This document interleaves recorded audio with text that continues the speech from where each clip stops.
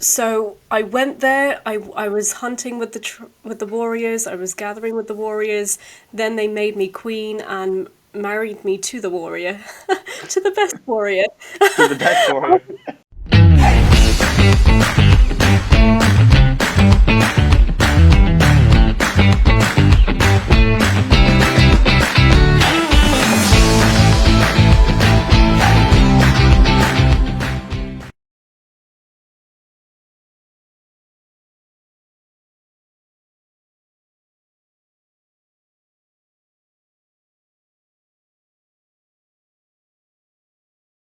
Sarah Begum, thank you so much for joining me all the way from the United Kingdom. How are you? I'm good, thanks, Matthias. How are you? Thanks for having me. Thank you very, very much for being here. I really appreciate you taking the time. Between all the traveling, I don't know how much of that you've been able to do during COVID, but through all these extraordinary experiences that you've had, I'm especially curious as a young entrepreneur on my journey. I'm trying to discover what are different cultures in the world, what are different experiences people are having, and I can't think of anybody better to tell me about these extraordinary experiences than you. So, Sarah, why am I so excited to speak to you? I'll let you tell them yourself. Okay.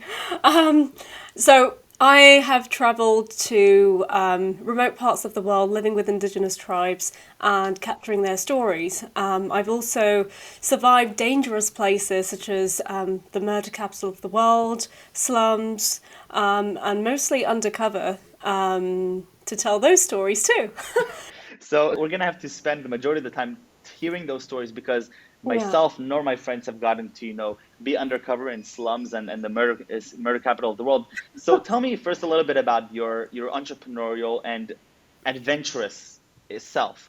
Where does that passion for traveling and finding those crazy adventures, where does that stem? Where does that come from? Okay, so growing up, I grew up in a very multicultural environment with friends from all over the world, different cultures, and I was always curious. And I was curious about the world. What else is out there?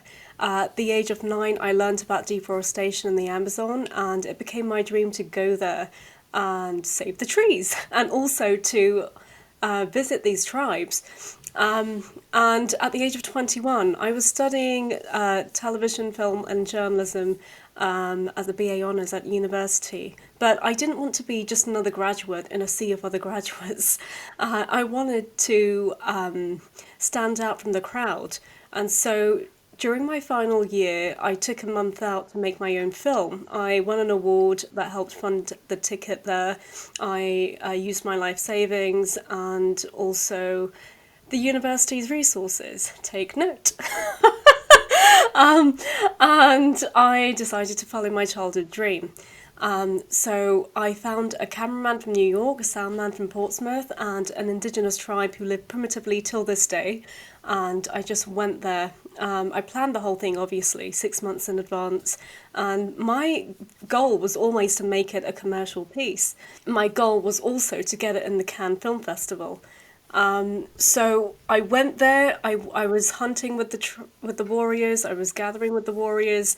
Then they made me queen and married me to the warrior, to the best warrior. To the best warrior. I mean, I didn't know what was happening. I was thinking, wait a minute. I thought they were just making me queen because they had to strip me naked as well and make me one of them. So I became one of the tribe. And that was actually to create an alliance so that I would spread their message about protecting their land from exploitation because there's a large oil reserve where they live and they've had years of fighting against the oil companies to preserve their land, to preserve their land and their jungle and their home. So when I got back, I finished my degree, and then I started working in TV. I was taken under the wing of prominent film directors and producers. But one of Bear Grylls' directors, my role model, Bruce Parry, contacted me. That gave me hope. And then eventually I managed to finish making this film, this TV style half-hour documentary, and I was the youngest person ever to do that, and to live with a tribe and make a first film. And funny enough, as soon as I made this film, it was accepted into the Cannes Film Festival, and that's where it premiered. And it has been, I'm still making royalties from it today. So it was acquired by Schultz TV and many other online broadcasting companies. And yeah, I Talk still about make. following your dreams, right?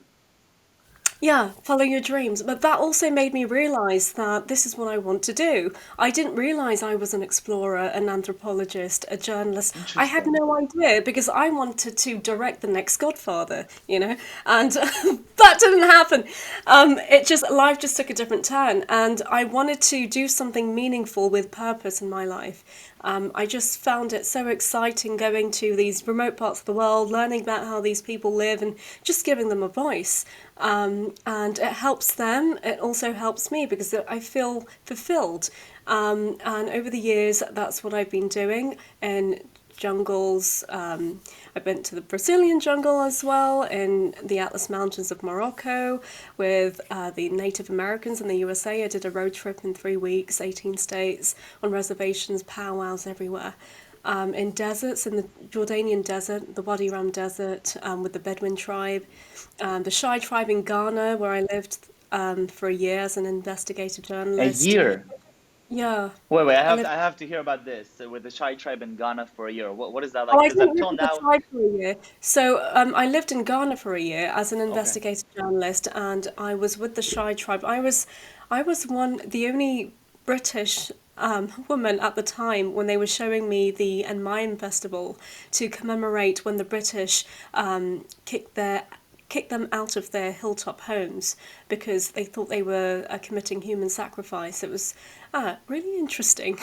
They were calling upon their ancestors, and we went to various sacred spots for libation and prayer and chanting, and it was really interesting, really interesting, almost like a pilgrimage.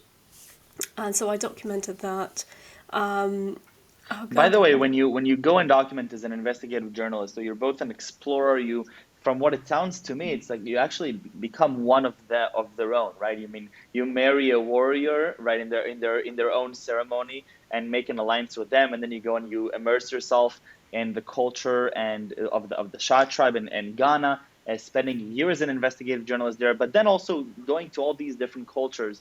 And so, to tell me a little bit about this immersive experience that you're having there, because I'm imagining that you're not just there as a journalist with a microphone and a camera mm. all the time, right? You're actually experiencing what they're doing. So I don't always like, I know that the camera's there, but I'm not focusing on the camera. When I'm there, I'm with them. I focus on them. And it's about human connection. So you have to connect with them in an authentic way. And I believe by immersing yourself in a culture, by completely letting go of any preconceived ideas or beliefs or values, you get a genuine and true depiction of their culture and who they are and how they live. And that creates understanding between you and their culture. And then you're able to portray that in a very honest way, and a very genuine way. And I think if we all were able to do that instead of having all these judgments about cultures before experiencing them ourselves and before communicating with people on a very honest level, you know, then we'll learn how to respect others. We can respect one another, and that creates diplomacy, and that creates peace. 100%. So I completely agree. I think it starts with a dialogue. Before the dialogue, it starts with respect and truly respecting and acknowledging the other person's way of life, which is But how different can than you your way of life. respect? Yeah, but how can you respect what you don't know, Right, what you right, don't understand? right. So by having an immersive experience, you learn to understand, and by understanding, you then develop that respect. Right. So before we get to talking about, the different experiences that you've had, I have to hear about, being in the slums and being undercover also in the murder capital of the world. But talking a little bit about, but I have to hear your thoughts a little bit about impact. And at the end, you're going through these immersive experiences, and obviously you're documenting and sharing them with the world. And Mm. one of the insights I hear from you is, in order to really respect and really acknowledge their existence and their our joint livelihood, we first have to know and understand what they are like, right? And it's very hard to do that when we're not immersing ourselves with them. So how can we, as a civilization, come together without actually, without each person being able to go and immerse themselves with, the Shai tribe in Ghana. Watch documentaries. When you see, I mean, we live in a country and in a world where we're very lucky to meet people from other parts of the world. You Right. know, our neighbors are different from us, our colleagues are different from us. Have the time to maybe ask them questions about their background, about their cultures, you know, maybe what kind of music they listen to, what was the story of that artist that they really like from, I don't know, from Senegal, and just learn about them. So ask questions that show that you really actually care about them as a person, and what's unique about them. Because when you ask questions, then you learn and then you develop that connection and understanding, and who knows, it deepens your friendship or your working relationship or whatever the relationship may be. And also watch documentaries, read up about it. There's so many different ways to explore and understand and learn without going anywhere. And do you really think that watching documentaries and exploring online without having that personal connection, is that enough? Well, I'm talking about in a pandemic. Being in a pandemic, you can speak on Zoom, you can interact with people all over the world on the internet. That's why the internet has been very useful. One thing I'd like to mention about the internet is my warriors are on Facebook, and they message me all the time.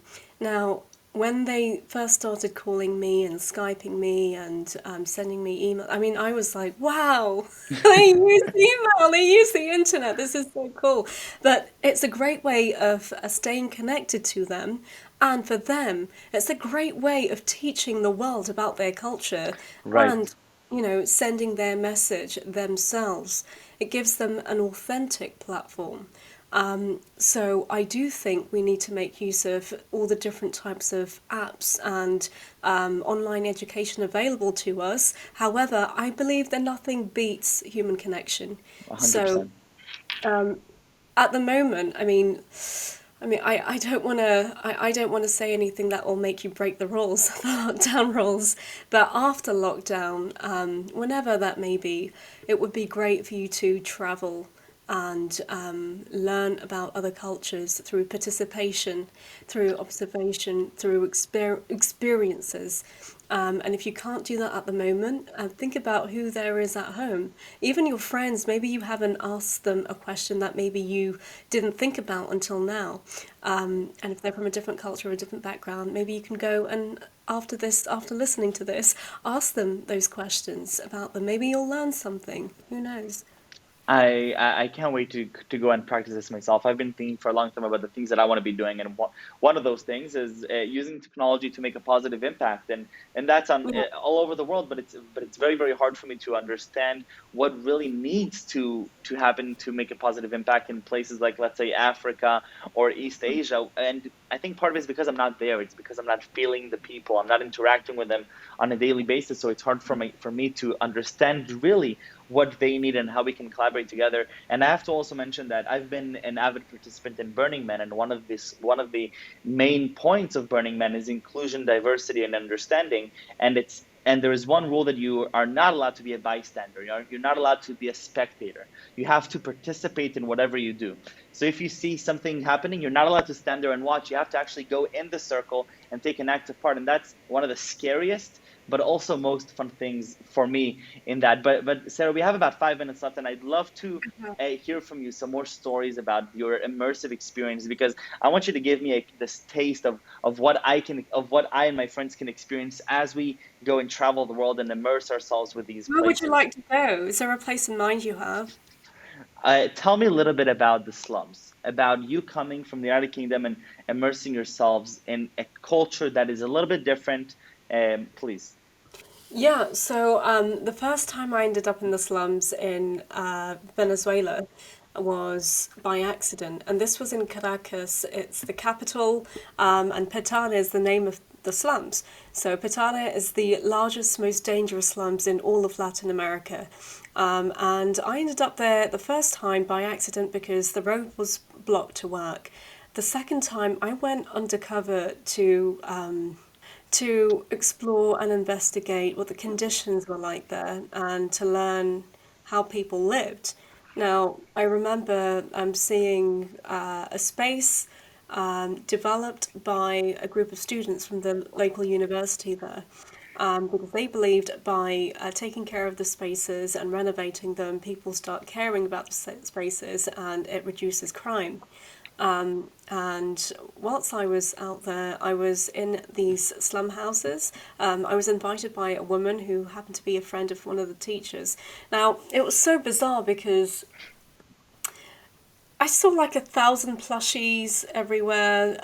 It was like 7 different levels in terms of how many level floors there were in the house. There were speakers and like all the latest gadgets and tech and computers and music systems, everything you can think of. And I was Huh. just so confused because I was thinking how. And Right. what they did was that they sold essential goods, which in the main city was hard to find because of the shortages caused by economic crisis. And I couldn't believe I found toilet paper here and shampoo and milk and sugar and all these other things you couldn't find in the Huh. shops back in the city. So it was like, whoa. However, they were being sold at three, four, 5 times the price. Really? Yeah.